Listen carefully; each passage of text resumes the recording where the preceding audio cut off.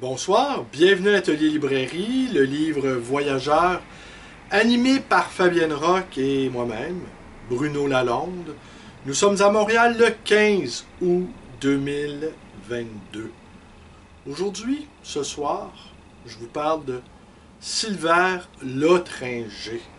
Ah oui, qui est Sylvain Lottringer? Je vous parle de Sylvain Lottringer et de son influence sur la culture, influence très très importante. Déjà, je sais que vous êtes quelques-uns à l'avoir reconnu, ce cher Lottringer, et d'autres. Qui est ce gars? Et la deuxième partie va être consacrée à une étude de cas sociologique. L'annulation de la parade de la fierté, ou si vous préférez, de la Gay Pride. Et vous allez voir, il y a un lien entre Lottringer et l'annulation de cette parade. Lors de cette première séquence qui dure déjà depuis 6 mois et qui a débuté avec une courte explication de ce que sont, de ce qu'étaient les révolutions moléculaires. Et les révolutions moléculaires, c'est un concept que l'on doit, entre autres, à Deleuze et Guattari. Et ça relève également de ce qu'on a appelé la schizoanalyse. Schizoanalyse qui a trouvé son épanouissement en Amérique. Car, c'est de ça dont il est question, la French Theory, qui n'existe pas vraiment parce que c'est un fourre-tout, la French Theory qui est née, en fait, aux États-Unis. Alors, comment cette histoire a commencé?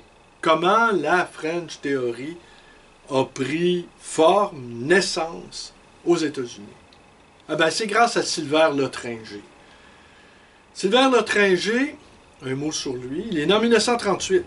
Il est né en 1938 et il a été ce qu'on appelle un enfant caché. De confession juive, pour échapper aux rafles, il a vécu avec ses proches dans la clandestinité à Paris, partageant ainsi le sort de l'infortunée Sarah Kaufmann, grande spécialiste de Nietzsche, et de l'extraordinaire écrivain Georges Perec, qui ont été également des enfants cachés. En 1974, Lottringer est devenu professeur à la Columbia University. Mais l'année d'avant, il a fondé une revue qui s'appelle Sémiotexte. Et dans laquelle revue, il avait introduit Paul Virilio, le penseur de la vitesse, un penseur exceptionnel, qui peut-être se serait défendu d'appartenir à cette nébuleuse de la French Theory. Michel Foucault, Gilles Deleuze, Jean Baudrillard, qui est encore un autre auteur exceptionnel à la créativité inimaginable, et peut-être sans doute Baudrillard aussi aurait jugé que cette appellation, French Theory, était peut-être trop hasardeuse. Alors, pour en revenir au projet politique de la contre-culture du milieu des années 70, qui se proposait de fédérer les ultra-minorités. Et que les ultra-minorités entrant en fusion, un agrégat d'ultra-minorités, pouvaient former un foyer incandescent qui finirait par renverser le système capitaliste. Qu'en fin de compte, on le minerait de l'intérieur par une déstabilisation à la fois anthropologique et à la fois, de là la schizoanalyse, et à la fois par la réalité vécue comme une scission.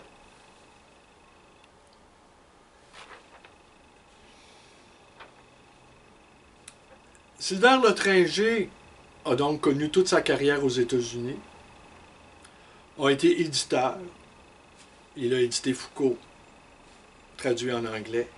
Il a été également intervieweur, il a interviewé William Burroughs, il a été cinéaste, il a été poète, il a multiplié les activités militantes, il a été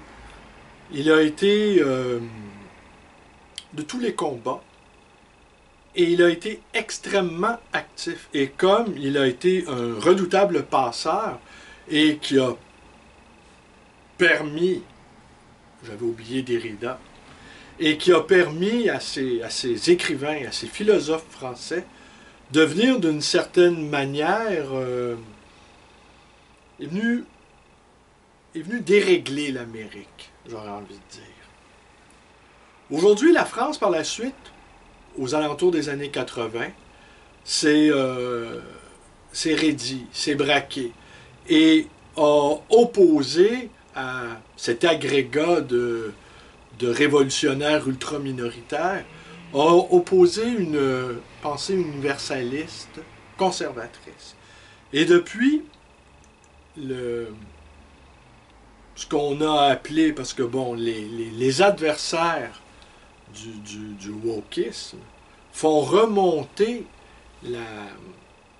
les causes à l'apparition de la French Theory aux États-Unis. Bon, les experts de la French Theory vous diront que ça a été... il y a eu des retournements. Pour ma part, je pense que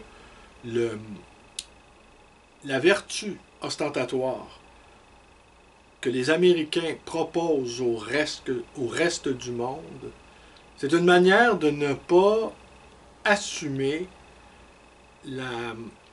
50 ans de politique étrangère plutôt désastreuse, jusqu'au 24 février, disons. Inutile de relater toutes les interventions américaines, et les étudiants qui aussi, à mon avis, le wokisme est davantage un phénomène d'appartenance de classe, un marqueur de classe, petit bourgeois, davantage qu'une véritable révolution anthropologique. Et je pense que les adversaires du wokisme, qui est en fait les enfants dénaturés qui sont les enfants dénaturés de la French Theory, je pense qu'ils font erreur. Je pense qu'ils font erreur dans l'analyse et dans la manière de combattre le wokisme. Et il y a quelque chose aussi qui semble échapper, et c'est là, ça va être mon deuxième point. Alors, pour conclure avec Sylvain Lottringer, c'est à lui, entre autres, qu'on doit les Cultural Studies, les Colonial Studies, les Post-Colonial Studies, l'étude des genres, et tout ça. En fait, on lui a mis beaucoup de choses sur les épaules à cet homme, bon, vous disais-je, décédé au Nouveau-Mexique, je pense, en 2021, en novembre 2021. Donc, et sa mort, en tout cas dans les médias québécois, a totalement passé inaperçue. Et pourtant, ça aurait dû quand même attirer l'attention. Alors oui, ma première vidéo commise de cette séquence lazaréenne, commise le 10 février 2022, déjà, ça fait un petit moment que nous ne nous sommes pas quittés, eh bien, faisait référence aux révolutions moléculaires, cet agrégat de groupes ultra-minoritaires qui se fédéraient et qui, en fusion, pouvaient déstabiliser, peut-être même renverser, mais en tout cas déstabiliser, et introduire de l'étrangeté, et introduire la scission, de la dissidence, et introduire le doute, et une sorte de paralysie de l'esprit, et une sorte de neutralisation de certaines forces capitalistes. À mon sens, la lecture que je fais, c'est que, et les adversaires des rejetons de la French Theory se trompent dans la description qu'ils font de la menace wokiste. Et également, ils ne voient pas que le wokisme, pour continuer à utiliser ce terme, même si personnellement il ne me convient pas, a été avalé, a été phagocyté, a été récupéré par les corpos, les grandes corporations. Et tous les signes sont visibles de cette invitation, cette injonction permanente à l'inclusivité. Et je pense que si les adversaires du wokisme comprenaient mieux la nature et l'origine et le projet et comment ce projet-là a été harnaché, détourné, capté par les grandes corpos, c'est aux grandes corpos qui s'en prendraient. Un exemple de comment les choses ne tournent pas rond dans le monde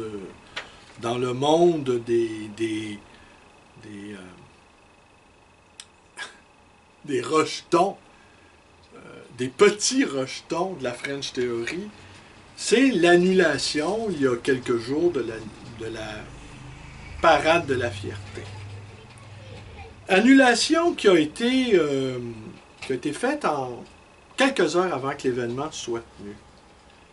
Je n'y avais pas prêté attention, mais l'affiche m'avait quand même, l'affiche de l'événement m'avait quand même interpellé. On y voyait à l'avant-plan une jeune femme noire brandissant le poing telle une Black Panther. Alors, sur le coup, c'est assez curieux cette mise en avant au niveau de l'image. Et j'ai appris aujourd'hui qu'en fait, en 2019, le mouvement LGBT+, ainsi que les organisateurs, j'y reviendrai sur les organisateurs, eh bien, l'organisation, en fait, de la parade avait été noyautée par les Black Panthers, par le mouvement Black Lives Matter. De là, la mise en scène de cette militante où on ne sait plus si ce sont les droits civiques des Noirs qui sont mis en avant ou encore si c'est l'expression de la fierté LGBT+, etc., etc. Si on regarde présent à l'esprit que les groupes minoritaires sont en fusion pour renverser, il faut garder présent à l'esprit également que le mouvement, la parade elle-même, l'organisation de la parade, il y a beaucoup de fonds publics qui sont mis là-dedans et ils sont adoubés à la fois par la Ville de Montréal, le gouvernement du Québec et le gouvernement du Canada. Donc, tous les paliers de gouvernement encouragent cette manifestation qui se veut à la fois ludique, inclusive, familiale, etc., etc., etc. Quelques jours avant l'annulation de l'événement, je pense c'est le vice-président, ou en tout cas c'est quelqu'un de très important dans la hiérarchie de l'événement, avait exprimé le souhait que la police de Montréal ne participe pas à l'événement. Alors les policiers ne sont pas intervenus, se sont retirés, ont accepté de ne pas être inclus, hein, LGBT, police de Montréal, ils ont accepté de ne pas y être. Mais ça a eu pour effet, un effet peut-être imprévu, que ça a privé, évidemment, la sécurité, d'avoir de la sécurité pour l'événement, et ils se sont retrouvés en déficit de bénévolat, de bénévoles, pardon. Et le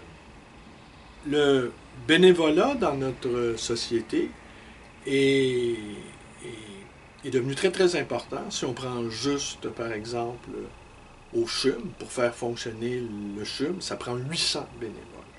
Ça prend 800 personnes qui sont à pied d'œuvre quotidiennement et qui le font gratuitement pour pouvoir assurer le fonctionnement. On rappellera que ça coûte environ 800 millions de dollars par semaine pour faire fonctionner le CHUM. Alors, peut-être que j'exagère dans mes chiffres, c'est peut-être tout le système de santé qui coûte 800 millions par semaine. C'est à vérifier. Alors, prenez sous toute réserve ce que je viens de vous dire. Mais assurément, de sources fiables, ça prend 800 personnes.